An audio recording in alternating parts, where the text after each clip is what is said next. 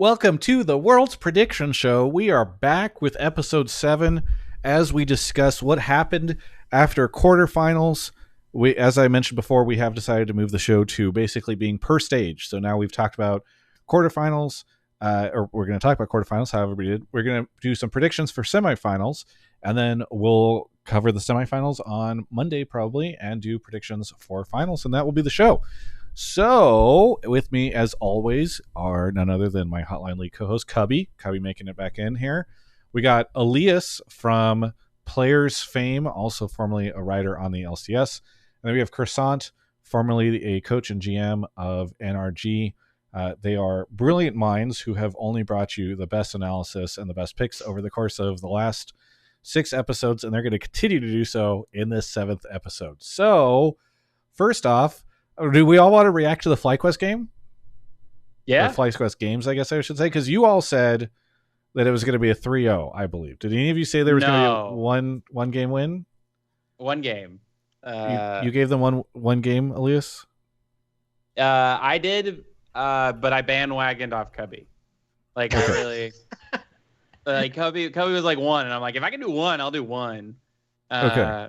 So, and you have to remember that, like, I will always predict with my heart, and even my heart wouldn't give FlyQuest the win, and wouldn't even give them 5. So, like, they exceeded expectations. I would be hard pressed to hear about one person who seriously said it's going to go to 5 games. That was incredible. I was a bit confused during the last episode because I was like so sure that FlyQuest was going to lose, but then halfway through the episode I was like, or maybe it was after even the episode and while we were hanging out in your chat, Travis, but I was like, but I think there's 50% chance that they win 1 game. And then if they win 1 game, I think there's a pretty good chance that they win another. So I was like, it could go to 5. But then I was like, but it's still never going to be anything but a 3-2, even in that world. And like, it obviously could have been something else other than that. So I think the series definitely made me reevaluate a lot of things, but it was beautiful to see because like, we didn't talk much about the draft last time, but Seraphine was one of those picks that like I'd been expecting to see FlyQuest play for a long time because very similar to Nunu, it was something that they played throughout scrims this year. And if you look at Quad Seraphine, it's actually one of his like top 8 most played champions. And it's like he played it in LCK. It was like one of the things that helped him beat Faker when he was first playing on DRX. Yeah. And it was crazy. It was just like, it was really cool to see that he played it.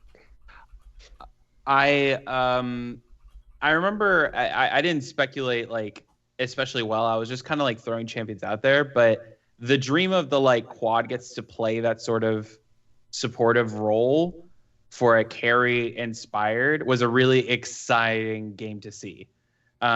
Because you saw how actually the whole squad was unlocked by that Seraphine and like could just shrug off just near anything. Going into the research this week, I just kind of like marveled at the stat lines for that game 1. Because I'm like, name tags off, I would never guess that was Gen G. But they played it that well. Yeah. Well, yeah. I should say that we're going to review these predictions here in a second as we're kind of, I wanted to get out of the way and just like big reaction to the FlyQuest series, which was really fun. But this show is brought to you by Prize Picks. Thank you so much to Prize Picks for sponsoring it. They're doing a big giveaway. Please go enter this. You can do !mark giveaway in Twitch or YouTube chat if you're watching live, but also if you're watching over on YouTube, just go click that link. Doing so, you have a chance to win one of 100 free lineups that they're giving, and those lineups give you a chance to win up to $1,000.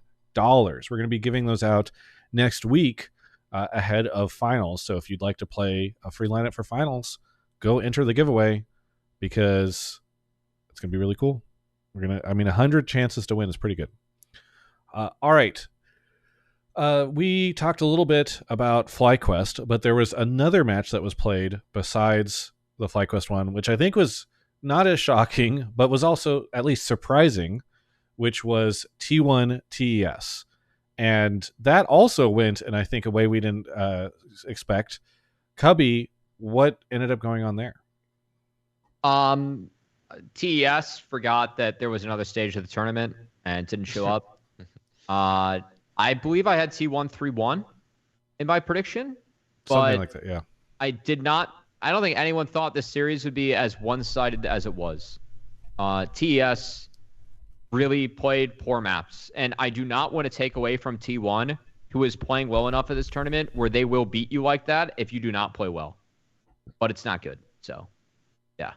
I think like one of the bigger takeaways, and my favorite thing about doing this is that Cubby and Croissant are clearly like real analysts, and I am like the most like I hate Reddit, but I'm the closest to a Reddit analyst as it gets.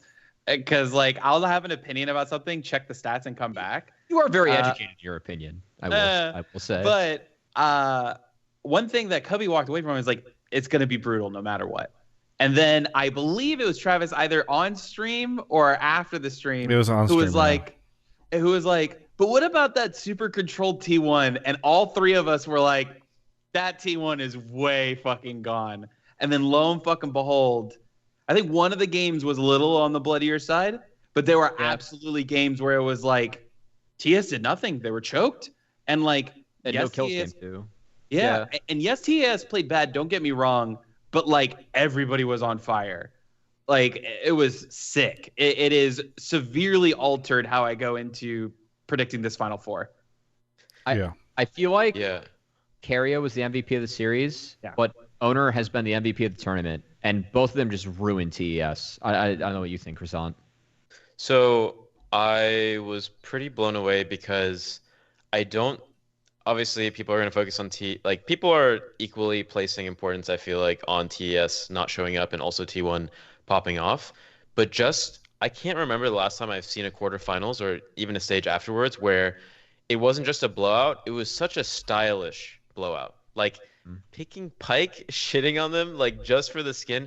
I would have to go back and look at series where like who does that? You know, it's like they did everything that you can do to dismantle a team in a series. And that's why it's like you see a lot of teams get 3-0'd, but it's usually like, okay, they're playing against like a really strong composition. They can only take out like one of these things because of limitations in the draft. And then there's slight adjustments. Similar draft comes out, they get shit on by it. And then game 3, you see something different. They pick Rumble, they lost to Silas. They pick Silas, they lose to Rumble. And then they're just like picking counterpick for Kyria with Caitlyn Bard, and Pyke in game 3, but then they're also blinding Rakan for him in game 2, playing Zyra Rakan. They just, it was beautiful to watch, and it was kind of crazy, and I'd be very surprised if we see like T1 Genji will not be the same, and we can talk about it later, but like that style would be beautiful to see them to like continue to stomp the last 2 series. It would just be. People would think of it like 2015 T1, where they were just like shitting on everyone. But to do it now is so much more difficult, obviously, right? And it's just cool to see if they can maintain that form. Yeah.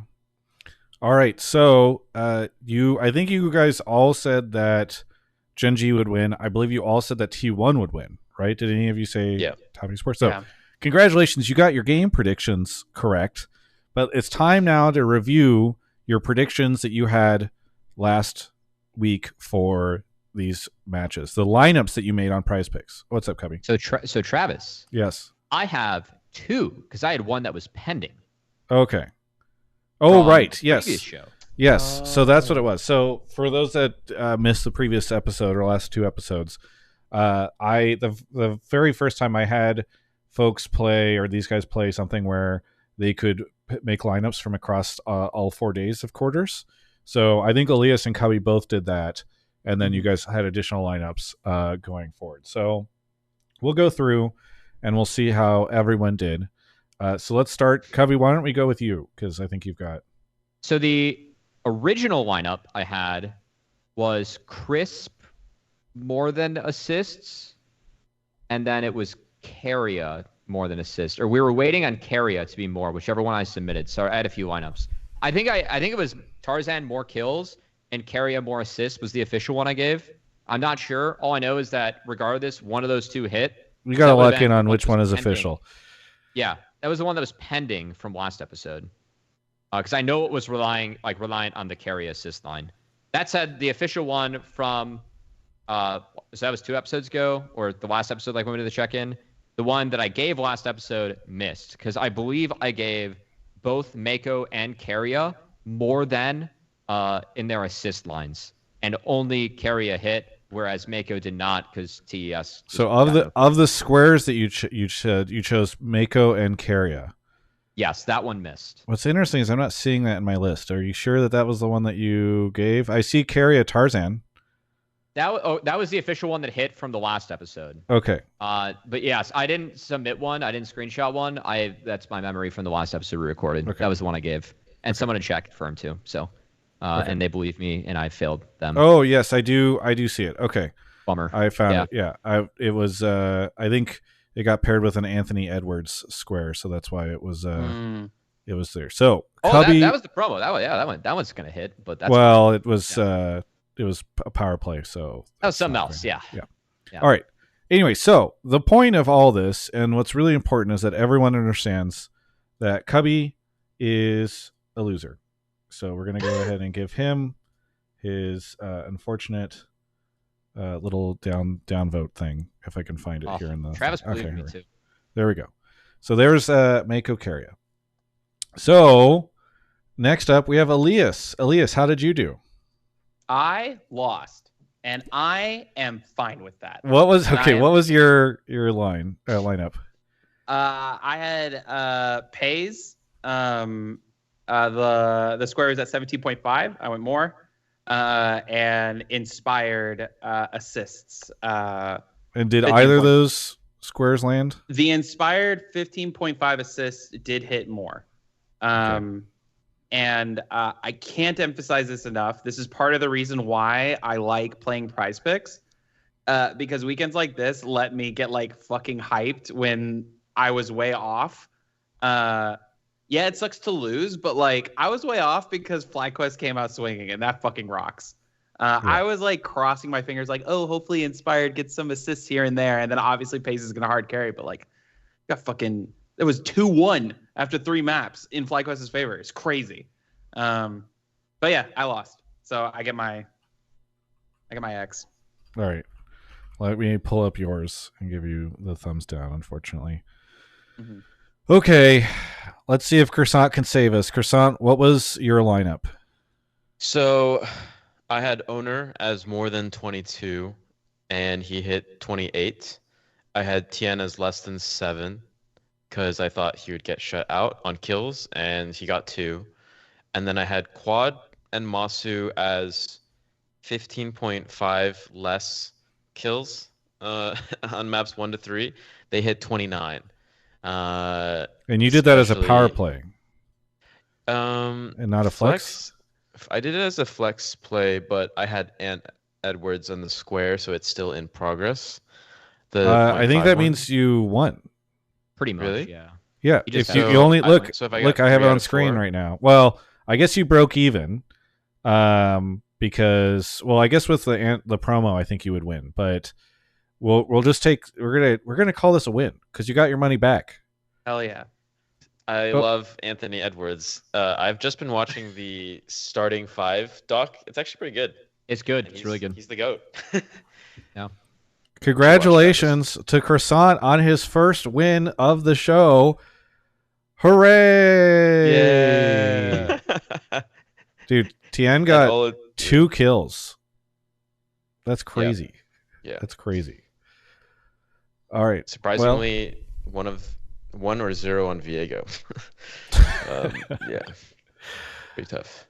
All right. BB Doc says, Travis, you're covered by his bet. Yes, I know. Okay. So we got Croissant his first win, or Croissant got himself a win. And so now everybody on the show has won. Yeah. Elias and Croissant, their wins have been barely, but like they're still wins. We're counting them as wins on the show. So there you go. All right. So let's talk about the games that we have coming up. So on Saturday we have a Civil War, and on Sunday we have a Civil War. We've got Weibo BLG on Saturday. We've got T1 Gen G on Sunday. Now T1 and Gen G, correct me if I'm wrong, but they've played previously, right? I think these two teams have faced each other in the past. Once or twice. I actually don't think so. I think they've managed to dodge each other. Oh, really? Okay, so it's never been a best of No, 5 between the two of them. I have a crazy stat on that actually. Oh yeah, what's the stat? They I think Genji's won 5 of their last 5, 9 of their last 10, and 10 of their last 12, something like that. Oh my gosh! Didn't do it exactly, but what's crazy is that the last time they met internationally, T1 beat Genji in 5 games.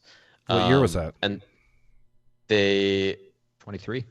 MSI 2023, and then I believe T1 went on to go lose to JDG or something in the finals, something like that. And the last time, and T1 beat them once in like a regular season game, I think in 2023 as well. But last year they also met at Worlds, basically exactly 365 days ago, and Genji beat T1 in that, but it was just best of 1, and I think that's when T1 was like looking their weakest like in in the early Swift stages, and then they ramped up. So that was when they almost lost to, was it TL? I think. Yeah, they lost to TL, or no, they beat TL, and I guess they lost in either their 1-0 or 2-0 match. Yeah, because they had a really close. I think that was I think their first opponent was TL, and TL looked decent against them, and everybody got hyped. And then we played TL right after that. Yeah, things started to go bad for them. Okay, so that's where we're at. So let's do a round of. Oh wait, we should review the Twitch chat lineup that we made. I need to remember what the Twitch chat lineup was. Did we share it? I believe it involved Faker. Anywhere? Oh no, I don't know if I can find it. I think you forced a Faker square. So if you look for your history with Faker squares, I thought that we did the Faker square previously, but maybe I am wrong. All right, I can't find it. Oh wait, I think I found it. Yes, I did find it. Okay, so Twitch chat. Do you remember? I don't think you were there for this YouTube chat. I'm sorry. Do you remember Twitch chat? What your lineup was? Do you think you won or lost? Give me a W or an L in the chat right now to let me know if you think you won or you lost. All right. Don't all one. Okay, so there's the L. Okay, W always. Okay. So chat. Your lineup was, this is a flex play, so you only need to run 2 of the 3, hit 2 of the 3. Viper, you said would get more than 14.5 kills. Viper got 13. So you lost that one. I'm sorry. That hurts. Next up, you said Faker would get more than 10.5 kills. Faker got 11. Yeah. So he barely hit you. So all you guys need to do is win this next square. All right. You said Tarzan would get less than 19.5 assists. How many did Tarzan get, chat? Tarzan got 27 assists. So he got an insane amount of assists. So chat, unfortunately, your lineup was incorrect. I apologize. I shouldn't apologize because you guys were the ones that made me lose money. But we ran your squares as a 3-pick lineup at $5. You only need to do this, and then you just got crushed. So, but your Faker square hit, so good on all of you. All right, so we're going to do some predictions for the next matches. So Saturday we got Weibo BLG. Raise your hand if you think that BLG is winning that matchup. Okay. Raise your hand, Cubby. Raise your hand or don't. Okay. So we have Elias and Croissant saying that BLG is going to win, and Cubby is saying that they are not going to win. Cubby, why do you disagree with our other panelists? Okay. This is why do so you hate hard. us, Cubby? This applies, well, because you both have had more success than I ever have. Anyway, this is so hard because when I look at the form of teams in Worlds, like I do want to side Weibo, But then if you go like these are civil wars. So if you go back domestically, BLG just fucking owns the Weebs. Like historically, this domestic matchup, Weibo has never held a candle to BLG. But when I look at this tournament, Weibo is playing so much better than BLG, especially in their quarterfinals. And for whatever reason, I feel like this team is just kind of team of destiny and blessed. So I'm just gonna go with the Weebs. The Weebs. Okay. Croissant, why do you disagree? So the bulk of it is what Kabi said about the historic matchup here, but I will asterisk it with it is hugely important on side select. I figured out how side select worked for like quarters, but semis, it's a coin flip, and I don't know, I can't find anything about where that coin flip happens, when it happens, whatever. They just say at a later date. So I don't know when we're gonna know. But Weibo is 5-0 on blue, and they are, let me see. They're 3-5 on red side. I think they very well utilize blue side advantage. I think the draft is going to be really interesting. And this is like the least confident I've been on any prediction so far because I've been thinking mainly about T1 Genji, especially after the Genji FlyQuest series, because that's what I was like rewatching and stuff. But overall, I think, I think a lot of people have Tarzan as the better, like, or Tarzan matching well potentially into Jun and Wei, and how he's developed over the course of he has like the widest champ pool maybe of all the junglers at Worlds right now, but his top lane, his mid lane, and his bot lane all being worse. Xiaohu potentially being better on like just Ori, but and Aurora, but like a little bit more sus on the other stuff. So um, yeah, so overall it's like very shaky, but I still have BLG winning, not in like a dominant fashion, but I definitely expect them to. Everyone wants like the Weibo T1 rematch and stuff in finals, but I still think it's gonna be BLG. Yeah.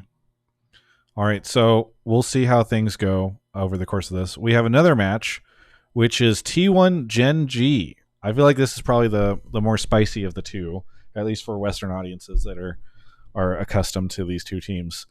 Raise your hand if you think that T1 is going to win this. Okay, we have Elias and Cubby who think T1 are going to win it. Croissant, why are T1 going to be losers on Sunday? Well, I think FlyQuest was the second best team of the tournament. Oh, there we go. No. I mean, I did want to say before I moved on like fully, just that I do think I did really want to. I don't know. I didn't get to watch Hotline today, but so this might be a repeat. But I just have an immense respect for FlyQuest having the best international showing in like years and years and years for the West. And I think people are too hard on them. There's definitely things you can pick apart with like their 4 and 5 drafts, but like they got a quintuple out draft on games 1 and 3, in my opinion. Met all the conditions. So that's number one. Second of all, the fact that the idea that it's not like that they played the wackiest shit. Seraphine, Urgot, like what else did people think was weird? Zeri mid, all competitive staples at one point in time, but to pull it out in this specific meta, unique, right? But we saw similar stuff like last year. We were playing Senna TK. We played like over 50% of the Senna TK games at Worlds. We played Sivir, which was almost not picked at all. But after we played it, like Ruler had a really good performance on it too versus KT. I think that stuff happens, but I don't think FlyQuest played super wacky. I think that's obviously been a huge focus for people, but I think what got them success was so well reading the like people are like, we got to play a different game. They didn't play a different game. They understood Genji's game and they played thematically to counter it. I think Genji knows how to thematically shut down T1. I think that Genji has a wider pool than T1 across the board. And I think there you can see how hard it became for FlyQuest towards the end of the series because Genji has certain draft things that need to be answered. So T1, they've played almost all their games this tournament on red side, right?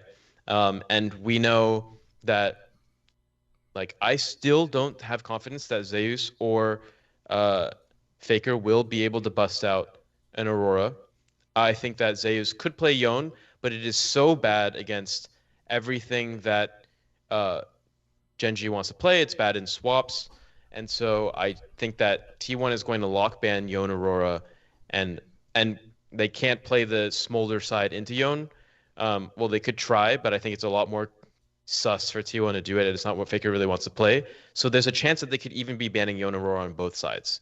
And then you have to think about Nidalee, which is what we said FlyQuest shouldn't open last time, and that was the thing that we were most right about the series, and they lost to it twice, right? And T1, while they may not make that mistake, it's going to be difficult. So the thing that they're most likely to open is Skarner, and that's the thing that Canyons look least consistent on. But I think that like Chovy is going to play things with Skarner, blinding into Faker, and I don't think that Faker will be able to break it with his Ahri as he did, because we've become Ahri haters the longer the tournament has gone on, right? With the exception of Faker's Ahri, but it's like, can T1 style on Genji? I just don't see that happening. If we got a lot of insight into Genji's mental state after like they released a locker room, they showed like how the coaches dealt with the mindset in between games, and I think like okay, there's going to be a lot of people that expect Genji to beat T1 because of their head-to-head record, but also kind of some of the pressure's been lifted, right? Like they almost took versus FlyQuest. Now T1 is the they shit on TES so hard. So the expectations of that matchup have been redefined,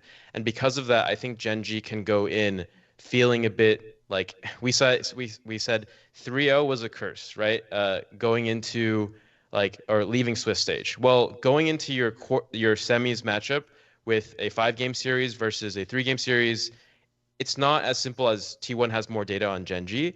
Genji has the data that they need on themselves.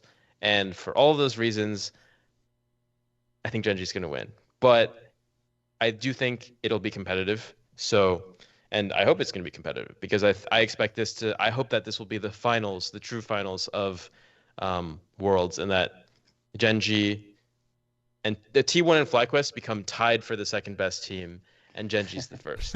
Actually, so Travis too. Do you guys think it's going to be the true final of Worlds? Because I actually do. Yeah, I think so. Yeah. Yeah. Yeah. I think that series is going to be super sick. I mean, now I guess I should say it will feel like the true final of Worlds to the Western fans, but I don't know if like the LPL fans will feel that way. You know, depending on what happens or whatever. So we'll see. But yeah, I think it'll be really good. Cubby or Elias, either one of you want to take the counterpoint to Croissant? You go, Elias. So the real thing is that Croissant came in with really solid points about how Genji like sort of shored up their game towards the end. I want to shout out Original Gomez because I actually was not paying attention to the T1 bans, but they banned Yone Aurora and Skarner Red Side all 3 games, and like I feel like you can't bring that into against Genji. And here is like I really crunched the numbers, I really looked over the tape, and I have determined that T1 literally has plot armor, and there's like nothing we can fucking do about it. And like, I wish I had a better reason than that, but I really don't. Like, I don't know what it is about these 5 players. Maybe it's the time they spent together. They've lost a finals together. They won a finals together. They've done this over and over again, the highs and the lows. And like, that shit just does it for me. Like, that is what makes a world championship team. I think if I was going to shout anyone out, I think I agree that Keria was the like MVP of the last series, and obviously this is owner's tournament. Having the flexibility to play things like the Poppy or the Jin Zhao in against specifically Genji, and allowing Guma, they had one comp, I can't remember which one. It is TAS, and they did like I think they kind of lost the sauce in draft. But they had a very similar comp to what I was seeing from FlyQuest, which is a super thick topside and then let Guma go crazy. Was that the Pike game, maybe? And that to me seems like such a winning formula if you can walk away with that in draft. And I think T1 is probably going to like double or triple down something like that. Yeah. I love that we have the split between the very analytical coach and analyst mindset, and then we have Elias, who's the writer, who's like, the vibes and the narrative are just too strong for T1. He's not wrong. These are the. I get Weibo T1. I am voting for Weibo T1 again, by the way, which is crazy. It's just, this is where I get to be a little old man about it. I think the real like coachy version of this, and I know that Cubby and Chris will agree with me on this one, is team cohesion is so fucking clutch in games 4 and 5. And I don't want to knock Gen G, but the reality is T1 has time on their side. And like I believe in that. The one thing I want to add that I find really interesting is that part of why I favor T1 going in, I really like what Chrisant said about the matchup being redefined with pressure, because that is very true. Yeah. But the one thing that I give to T1 is that I feel like they saw Gen G's playbook when their backs were up against the wall. And that could be really valuable moving forward as well for them. Yeah. And I will say there are a lot of good analytical reasons to put Gen G ahead of, or T1 ahead of Gen G. Like, it not only is Curia, like, I mean, they were putting Lehens on fucking Maokai just so that he could, like, sapling bushes against Fiddlesticks or, like, not, or against anything so he just wouldn't die on Braum over and over again. So in 4-5.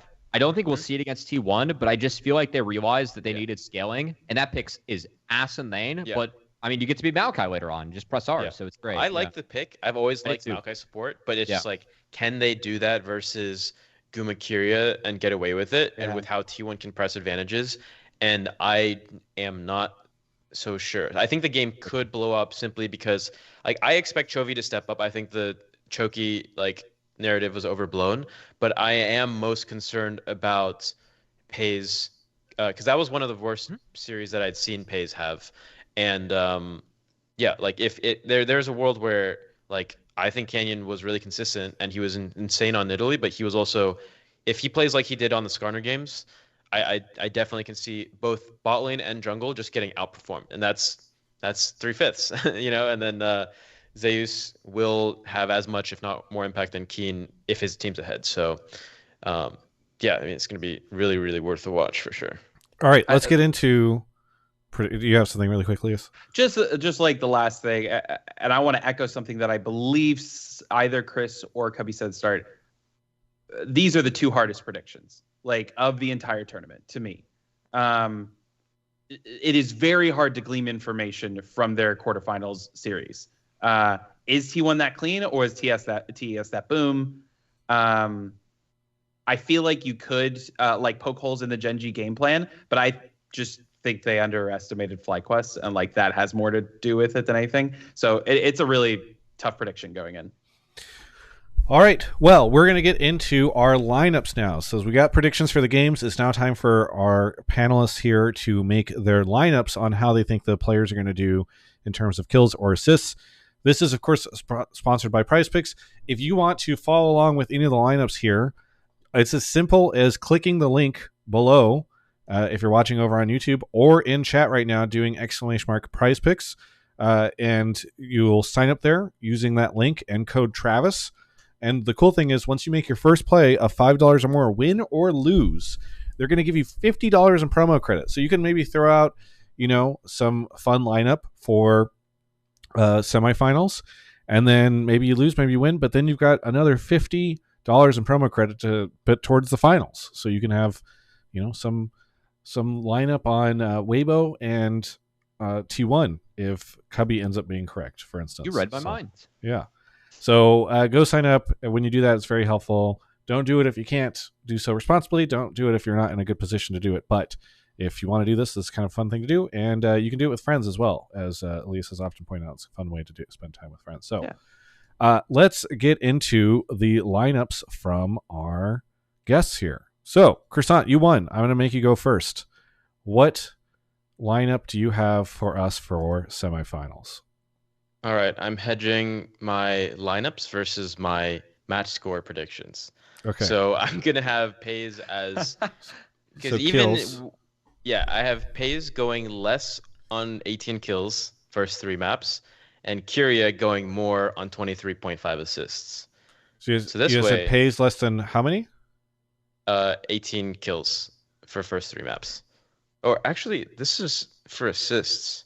Oh, that's interesting. And I'm not even allowed to do that. You can only do 1 assist per lineup, I believe. So I need to go back. Okay, we're gonna get back to Croissant. Kills. We're switching over to Elias. Elias, what is your lineup?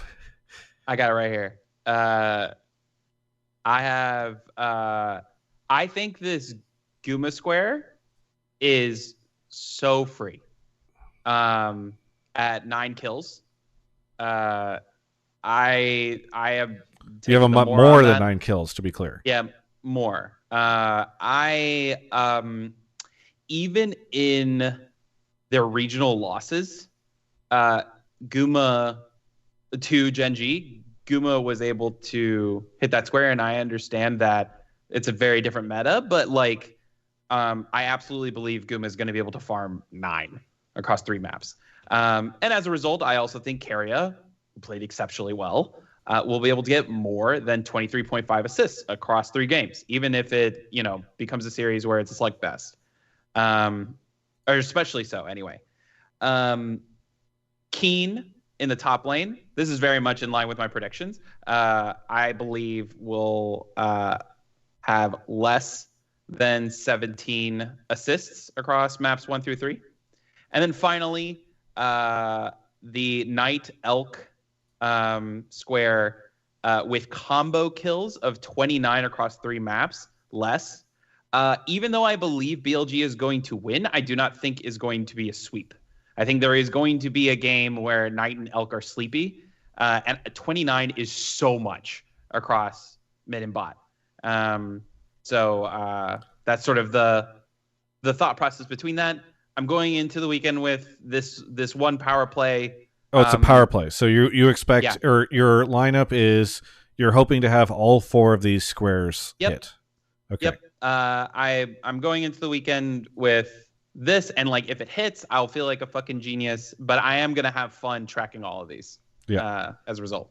And we should say that has an 8x payout. So it's high risk, high reward, I guess, is the way that we would go with that. So cool. Well, I'm excited to see how things go for that. Let's go back to. Actually, does anybody want to interrogate this? Cubby or Croissant, do you see anything on this that you dislike? I also have Keria more than 23.5 assists for my lineup, so I do like that. Okay. Yeah. I actually want to ask: Is Guma 9 not like absurdly low? I think the books or the prize picks for sure is favoring Genji with where things are that's right fair. now. Yeah. So by that logic, I'd say it's reasonable. What I thought of the series, so like I talked a lot about support assists and just saying like, okay, if a game, you get one game that's normal, one game that's crazy, and then one game where you lose, like the Keria line, 23.5, like that square more, if it goes by what I'm talking about, like that's always going to hit. But I do think that this series is much more likely to be cleaner than the LPL series, which I know is a gigabrain take, but that's where I'm at for this. So yeah, makes sense. All right. So locking it in at Gumayushi, more than 9 kills in the first 3 games. Keria more than 23.5 assists in the first 3. Keen at less than 17 assists, and Knight and Elk less than 29, and that is a power play. So Elias is playing with fire. All right. Next up, we're going to go with my good friend Croissant, who's hopefully had time to build a lineup. Or do you need me to go back to Cubby? Oh, so I had the same thing, which was just instead of pays, I was looking at the assists instead of his kills, Gotcha. because that was a more popular square for some reason. But I have him at less than 12.5 kills, and Kyria is still at 23.5 more. In kills, you're saying? Kyria's is 23.5 assists more. Cool. Okay, so we have Pays at 12.5 or less than 12.5, Kyria at more than 23.5 kills or assists. You said this despite the fact that you thought Genji was going to win. Yeah, no, I said that I'm hedging my my Your square prediction. against my Okay, but if game you score predictions. firmly believe what you just said that Genji's going to win, No, why play it this way? because I believe it, but my belief on the Genji T1 season, I said there's like a lot of good reasons to believe in T1. So it's more Yeah. like a 55 or 60-40 kind of situation, You know what? Like There is an argument. Yeah, so that is a thing. Like, if you think, for instance, that Prize Picks people think that like there's a 70% chance of Genji winning, and you only have them at 60, and they've built these squares accordingly, then it makes sense. For instance, that perhaps you would be like, well, I think they're going to win, but I don't. I think the odds are yeah. maybe better in the other direction. So that kind Yeah, of makes and sense. even if I do think that Genji's going to win, I don't think it's going to be on the back of Kyria being shut out or what's it called? Pays. Pays popping off. And I'm more confident in the top side of Genji. So it's a and yeah, if I had like if I had like actual models of like the EV, then like this would be a lot more complicated. But I'm just doing this because I'm happy that I got, my Your first win. The yeah, my high. first win. And I've been pretty good or I've been very consistent on my like match score predictions. So I'm just willing to like have one of them take the fall here. Either I Gotcha. am consistent on my match score or I get a second sweet, sweet taste of victory. But yeah, that's where All I'm right. at. So we're locking in pays at less than 12 and a half kills, carry at more than 23 and a half assists. Would either of you tail, or is there a reason why you wouldn't tail? Yeah. We're all on the Carrier square, which I love. Yep. I think if there's any takeaway Czech can make, if they're going into this weekend, they're like, okay, this is the weekend I want to play, which, by the way, I think you should. Playing on finals is not going to be nearly as exciting. It'll still be exciting from a sort of like a crescendo perspective, but from a like, if you want to play the payout game. And I liked the pays one a lot, only because we saw how much he doesn't do if he's shut down, and I think T1 at least has one in the chamber where you're shutting down pays. Cool. Hope Cubby. this one pays off. Oh, I knew somebody was going to make the joke. I was hoping we could get all the way through. Cubby, give me your lineup. All right. Mine is simple.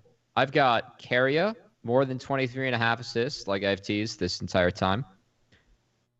And then I have Crisp, more than 25 assists. Oh, can you do double assists? They're not in the same game. Oh, so yes, you're right. Okay. I don't get a reduced payout. So you're going with the strategy, which I feel like you employed previously, which is there's the assists are always end up being more than people expect. Mm-hmm. I do think that as this tournament has gone on, we have seen some games and maps slow down and get cleaner. But for me, just with the addition of Grubs, there's just so much more. There's so much more early fighting compared to past worlds, where it's just sometimes necessary to fight between that and dives. And you cannot win the game purely through a side lane. You're using side lane to better set up your fights, or to get more econ for the fights. So you have to fight. All right. So you guys are all holding hands going into this weekend. These are the two supports that have the lower assist lines. So the ones that are not favored. I'm pretty much like, what my theory is, if one game is messy and they win one of the first three, this hits. And they might only need to win one of the first three for this to even hit, because like we see Carrier get 16, 17, 18 assists in one game, right? So yeah.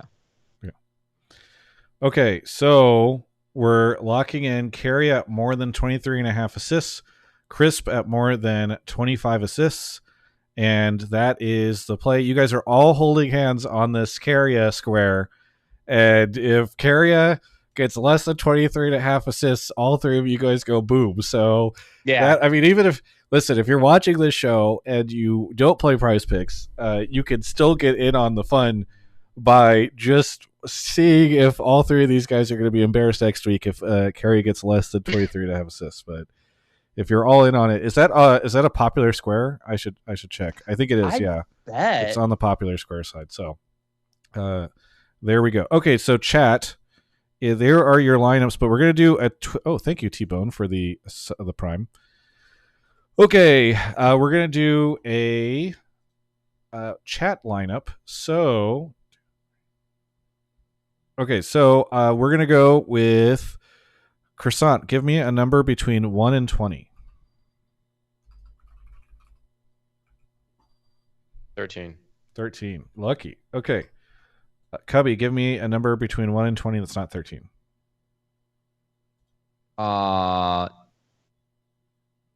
18. Okay. Elias, give me a number between 1 and 20 that's not 13 or 18. 19. 19. Okay. So, chat, these are the squares that you're going to be playing, and we're going to see how you do. So, the first one is Faker. I don't know if Croissant was doing this intentionally, but we do have Faker. No. So, Faker, it's a assist square. So, it's going to be Faker at more. I'm just going to do this over on Twitch chat because YouTube's kind of quiet tonight. 15 assists, more or less. So you can all go vote right now in chat. You can use channel points if you want to really swing it one way or another. I will not have these guys give you their opinion, but you only have a minute to go forward to. Hey, Cubby, what are you looking forward to most about the games this weekend? I mean, I really feel like this sets up a great world final. The fact that whatever team will be in finals will beat a legitimate domestic performer that has performed within the region, because this is a rematch of both domestic finals from, or at least not the spring one, but, you know, T1 Gen G just always happens. It is a rematch of the LPL summer final. So these are finals that people have seen before with these rosters. And I think it's going to be very exciting to see who earns the chance to compete in world finals, especially because the teams that, for me, domestically, are the ones that are not favored and were not favored at the time are the ones playing better now. Okay. All right, so we got Faker in at more than 15 assists. The chat has spoken. Faker's going to get more than 15. Okay, our next square is Chovy at more or less than 15 and a half assists. So that's kind of fun that we're doing Faker and Chovy. I promise this is not rigged unless they are figuring out my system, which is probably not that difficult to do, but I trust have another group chat. More or less than 15 and a half assists. The poll is up. Croissant, what are you looking forward to this weekend? I'm looking forward to Chovy and how good Chovy is and how well he's going to play and how many assists he's going to get. Oh, okay. All right. No, it's my birthday this weekend, so I'm sad that I can't watch the games here in LA, but it's your birthday? This weekend, so I'm going to be in San Francisco. Going to be watching the Porter Robinson concert. Oh, sorry. You're saying what am I looking forward to this weekend about the games? Okay. No, you can talk about Porter Robinson too. No, I'm excited. I decided to send it because people were saying how much they loved it, and yeah. This is so you couldn't have ever gotten a League of Legends apparel. He apparently it could have been out people Travis, in the crowd with League of Legends shit. I do not really own much League of Legends apparel. I could bring a giant Poro and just hold it up and throw it. Okay, so it was 51% to 49%, and people use channel points. They have Chovy getting less than 15 and a half assists. Come on, people. He's only they think T1's gonna shit on him. Yeah, dude. The game's happening on Sunday. Church will be in session. Okay, so the final square here, and I don't know if we can do it. Can you do 2 assists from the same? I wonder if we can in a flex play. I don't know if it'll let us know. Let me put it in. Yeah, it looks like we can. You just get a lowered payout shift. Okay, so the last one will be pays at. We're going full assists for this. Pays. It might say you can, but once you actually submit it, it won't work. Yeah, sure. I'm fairly certain this isn't gonna fire. Okay. So if that's the case, then let's switch to a different screen. And I want I want you to give me a number, Cubby, between 1 and 21. I gave 18 the first time. I'm sticking with 18. Okay, you can't choose 18 because we just. Oh, but you're going to a different page. I said I like the screen. 6. We'll go with 6. Okay. Joke's on you. I did go to a different page. I went to the kills.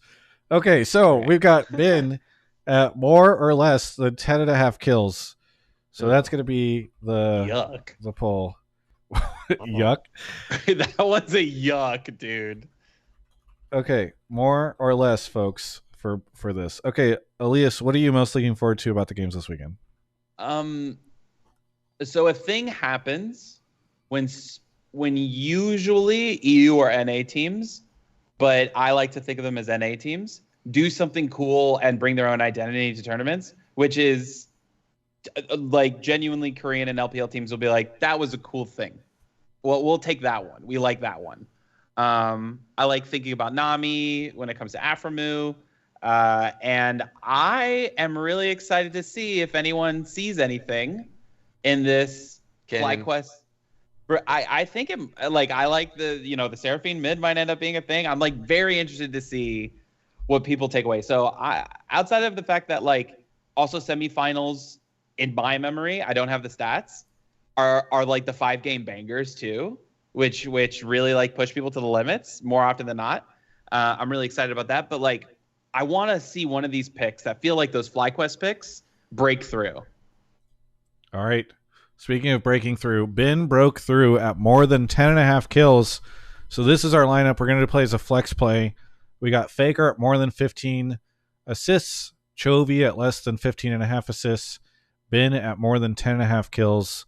And we're going to go ahead and lock this in. So that is the show, everyone. Thanks for watching. We will be back next week after Hotline League, assuming the squares and everything are up. And we'll see how all of our contestants did and how all of you did with the squares and lineups that you chose. So thank you so much to PrizePicks for sponsoring the show. Please enter the giveaway. Go. Enter the giveaway. And then also sign up for PrizePicks, which you can do through the giveaway. Thanks for watching. We'll see you next time.